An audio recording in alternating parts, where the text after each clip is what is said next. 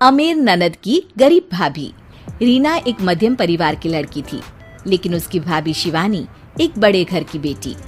शिवानी की शादी अभिषेक से लव मैरिज थी। अरे भाभी, ये कितना अच्छा सूट पहना है आपने। काश ऐसा मैं भी पहन पाती। अरे क्यों नहीं रीना, वैसे भी तुम्हारा और मेरा नाम तो एक ही है, जब मन करे पहन लेना। भाभी, आपको आपके पापा ने कितने अच्छे कपड़े गहने दिए हैं। मैं उनकी इकलौती बेटी जो हूँ।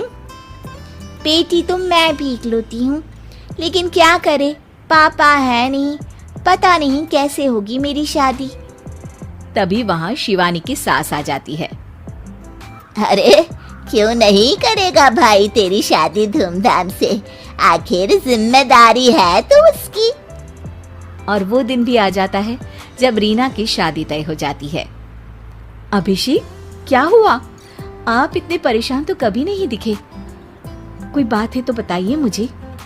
अरे शिवानी, वैसे तो शादी का सारा इंतजाम हो गया है, लेकिन गहनों का रेट तो आसमान छू रहा है।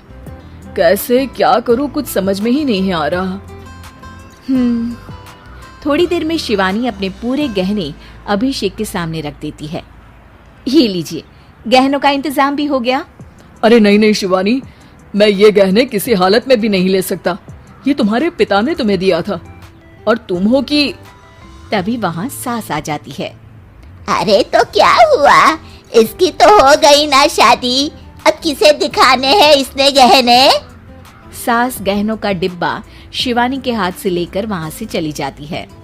रीना की शादी धूमधाम से होती है और अब वो बड़े घर की बहू बन जाती है। वहीं रीना की शादी के बाद शिवानी और अभिषेक उसकी शादी के कर्जों से डूब जाते हैं। मैं सोच रही हूँ नौकरी करनी शुरू कर दूँ, वैसे भी पढ़ी लिखी हूँ, आपकी थोड़ी मदद भी हो जाएगी। वैसे शिवानी, कुछ दिन कर लो तो अच्छा ही होगा, क्योंकि जरूरत भी है। अब शिवानी भी नौकरी करने लगती है और घर खर्चे में अभिषेक का हाथ बटाती है। एक दिन शिवानी, रीना का फोन आया था, कह रही थी कि आने वाले त्योहार में उसके ससुराल जाना है। ठीक है माँ। अरे ठीक तो है, लेकिन एक काम कर लेना, उसके सास ससुर से लेकर पूरे खानदान के कपड़े मिठाइयाँ सब ले आना, और हो सके तो रीना के लिए छोटे से कान में पहनने के बूंदे भी। और क्या है ना, शादी में उसे सारी बड़ी बड़ी कान की ज्वेलरी दी थी, घर में पहनने के लिए तो उसके पास कुछ भी नहीं है। शिवानी सोच में पड़ जाती है कि वो क्या करे, क्योंकि कर्जों और घर के खर्चों के बाद तो पैसे बचते ही नहीं थे। शिवानी फिर अपने पिता को फोन करती है और उनसे पैसे मांगती है।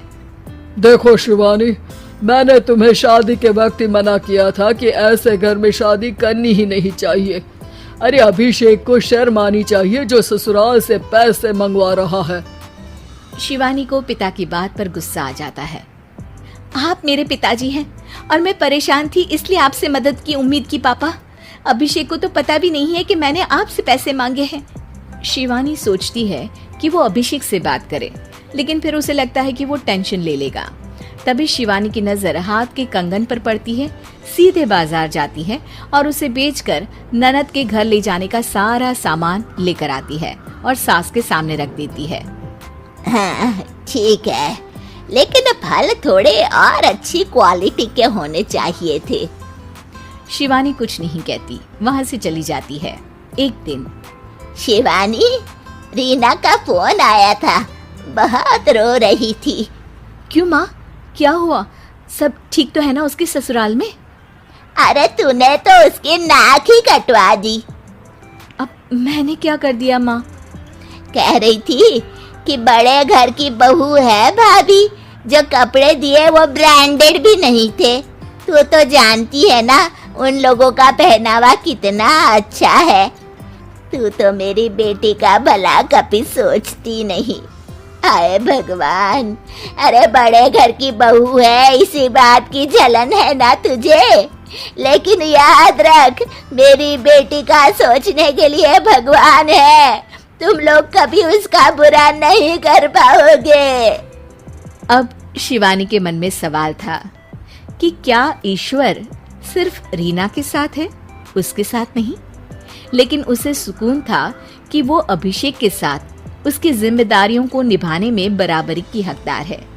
शिवानी वहां से चली जाती है। वो सास से कुछ नहीं कहती, क्योंकि अमीर घर की बहू बनकर रीना को भले ही सुकून ना हो, लेकिन गरीब घर की बहू बनकर शिवानी खुश है। क्योंकि खुशी पैसों से नहीं, परिस्थितियों पर निर्भर करती है।